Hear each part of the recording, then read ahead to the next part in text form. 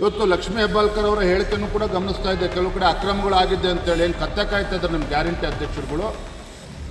ಇವತ್ತು ಲಕ್ಷ್ಮೀ ಹೆಬ್ಬಾಳ್ಕರ್ ಅವರ ಹೇಳಿಕೆಯನ್ನು ಕೂಡ ಗಮನಿಸ್ತಾ ಇದ್ದೆ. ಕೆಲವು ಕಡೆ ಅಕ್ರಮಗಳಾಗಿದೆ ಅಂತೇಳಿ ಏನು ಕತ್ತೆ ಕಾಯ್ತಾ ಇದ್ದಾರೆ ನಿಮ್ಮ ಗ್ಯಾರಂಟಿ ಅಧ್ಯಕ್ಷರುಗಳು.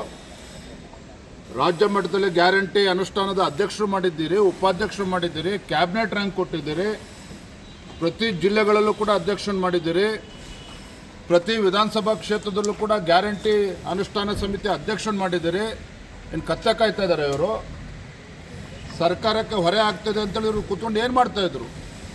ಇವ್ರಿಗೆ ಕಚೇರಿಯನ್ನು ಕೊಟ್ಟಿದ್ದೀರಿ, ನೂರಾರು ಕೋಟಿ ರೂಪಾಯಿ ಸರ್ಕಾರದಿಂದ ಖಜಾನೆಯಿಂದ ಸಂಬಳ ಕೊಡ್ತಾ ಇದ್ದೀರಿ.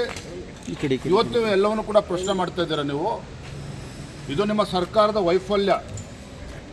ಈಗ ನಿಮ್ಮ ಗ್ಯಾರಂಟಿಗಳಿಗೆ ಹಣವನ್ನು ಕ್ರೋಢೀಕರಿಸೋದಕ್ಕೆ ಸಾಧ್ಯ ಆಗದೇ ಒಂದೊಂದೇ ನೆಪ ಒಡ್ಡಿ ಇವತ್ತು ಕತ್ತರಿ ಆಗ್ತಕ್ಕಂಥ ಕೆಲಸಕ್ಕೆ ನೀವೇನು ಇಳಿದಿದ್ದೀರಿ.